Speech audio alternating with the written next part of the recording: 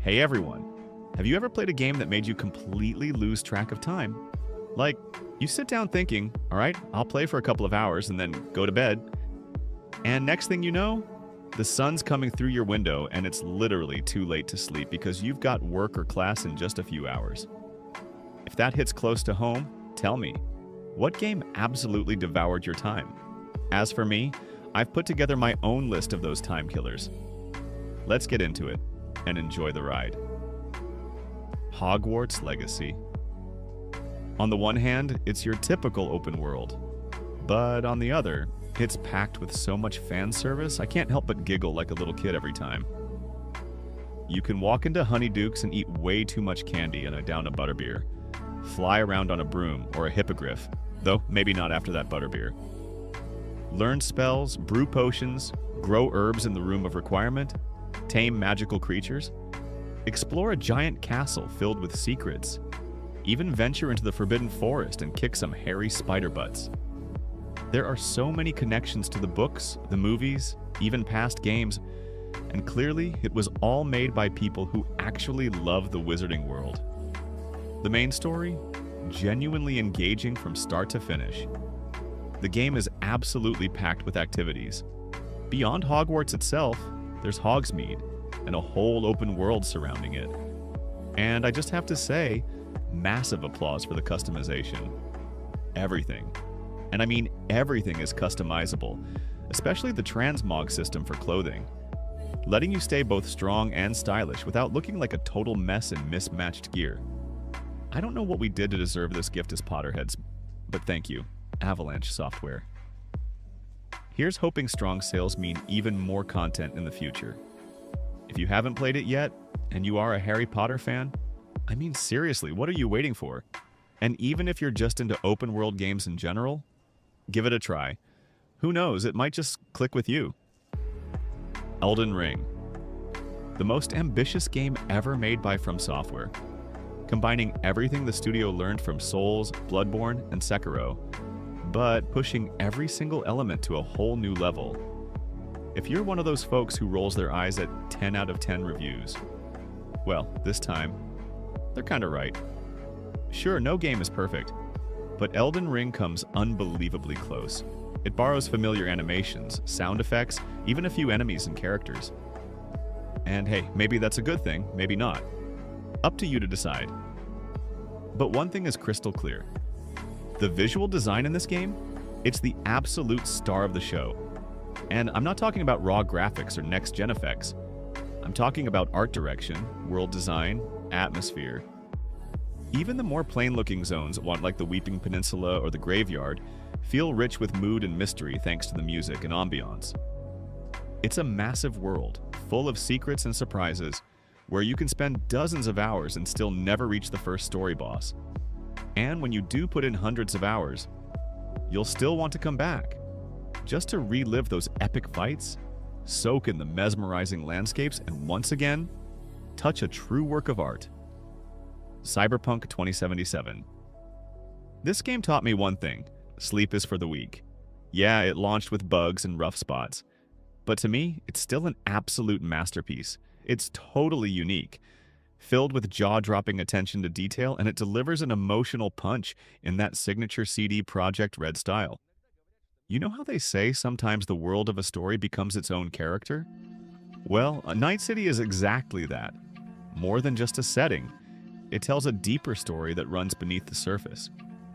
The atmosphere, the art direction, it's on another level. Honestly, I'd call this a revolutionary piece of work, on par with something Hideo Kojima might dream up.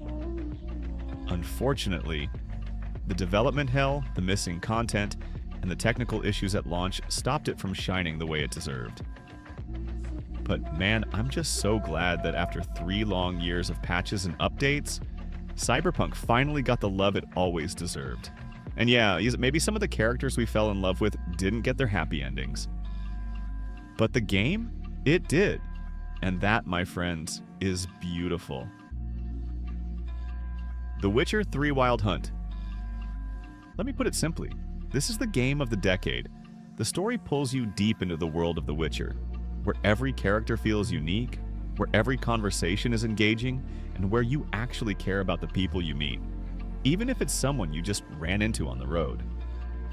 The graphics? Still great, especially after the next-gen update. Even in 2025, look, it looks stunning. It still blows my mind that this game came out almost 10 years ago. Like, how did this drop in 2015? The quests, Gwent, Witcher contracts. The game never lets you feel bored for even a second. And the DLCs? Easily just as good as the base game? They feel like proper expansions to the story. Ah, Toussaint. That magical landscape, those fairy tale vibes, and your choices? They matter. Tons of different endings. All unique. Honestly, I'm still shocked that some people skip this masterpiece. I just don't get it. If you haven't played it, I mean, what are you doing? Go buy it. It's dirt cheap now. Play it. Spend your time on it. You'll thank me later. It's one of those rare games where you wish you could wipe your memory, just to play it again from the beginning. Like I said, game of the decade. Kingdom Come Deliverance. Remember that feeling as a kid, rushing home after school to play your favorite game? Well, this game brought that feeling back. Except now I was rushing home from work. Didn't want to do anything else, just wanted to load up Kingdom Come and dive back in. I'd plan out which quest I'd tackle, which village I'd visit, which forest paths I'd explore, just to wander through those gorgeous alive woods. This is one of the very few games where I genuinely enjoyed just walking around. Kingdom Come is a beautiful and, in my opinion, seriously underrated gem.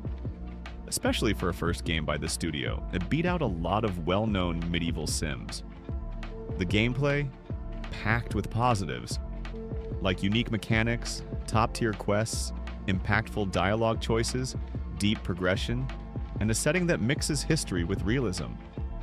If you can push through the brutal opening hours, trust me, I got wrecked by a drunk dude in my village over and over. It opens up into an unforgettable adventure with hundreds of hours of gameplay. And by the end, I just didn't want to leave. Even though I'd done all the quests, finished the story, I still wanted to stay. This, my friends, is how you make a proper old-school RPG. Easily a 10 out of 10, and if one day the videos stop coming out on this channel, you'll know where to find me. In the sequel, GTA 5, a legendary sequel in an iconic franchise. This game gave me hope that gaming was still alive and evolving. GTA 5 is one of those games you can spend 300 hours in and still not get bored. You keep coming back again and again.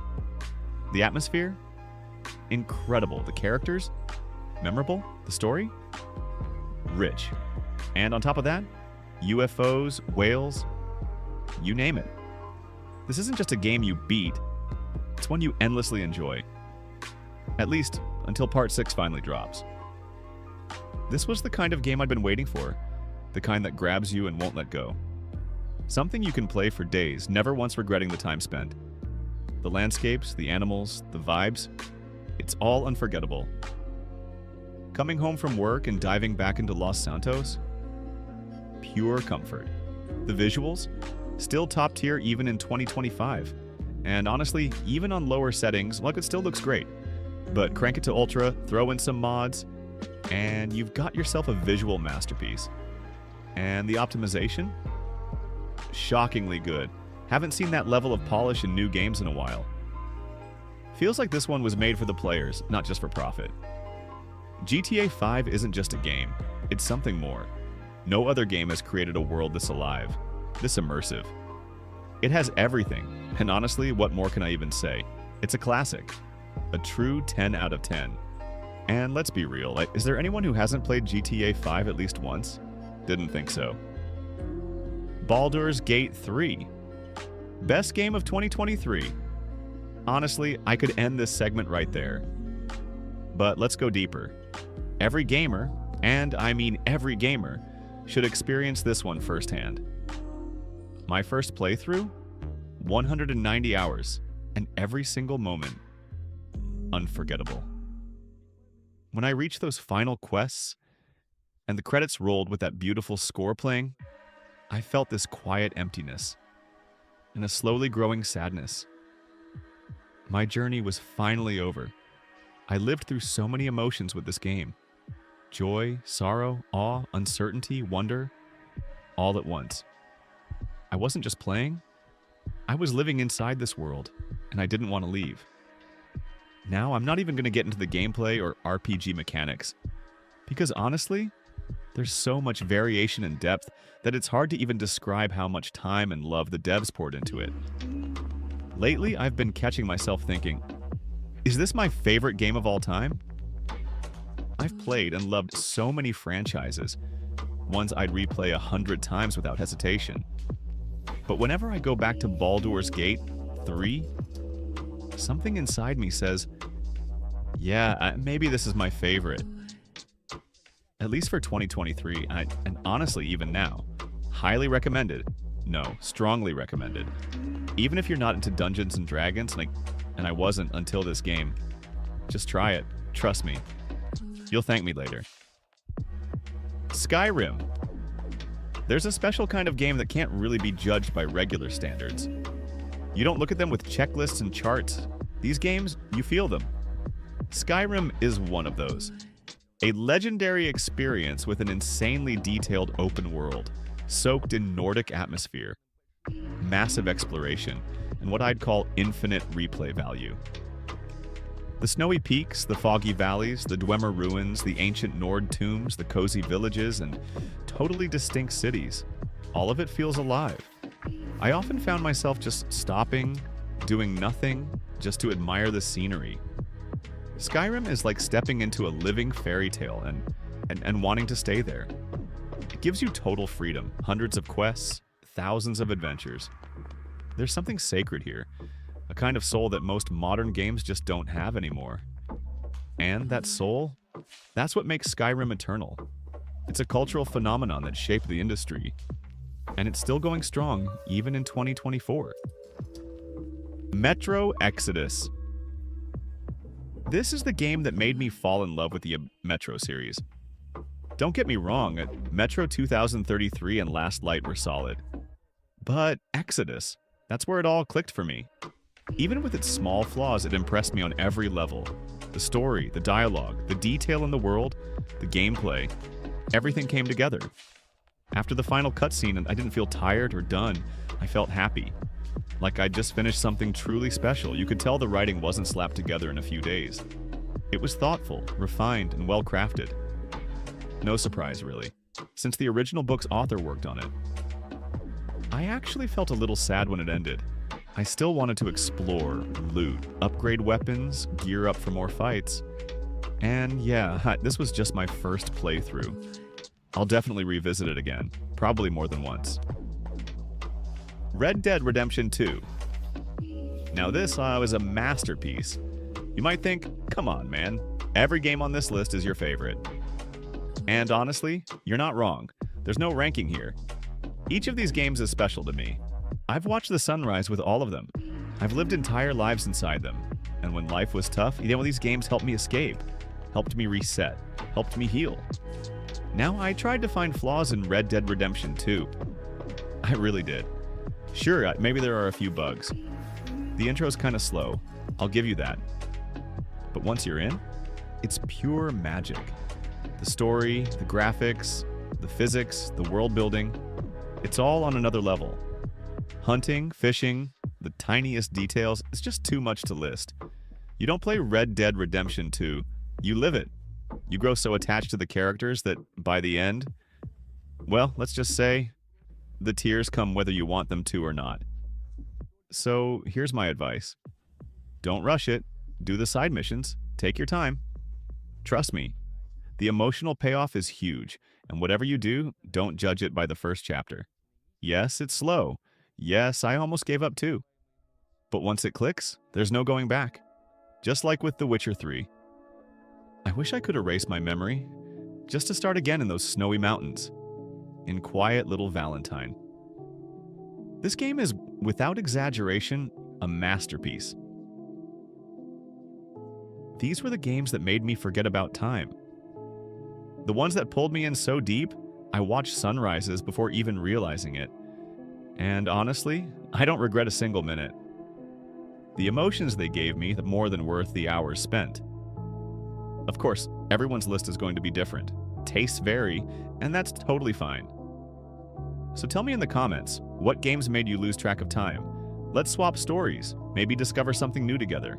And hey, if you enjoyed this video, drop a like. It really means a lot. And if you're not subscribed yet, think about it. I've got tons of awesome stuff coming. As always, thanks for watching. Big hug, and good luck out there, friend.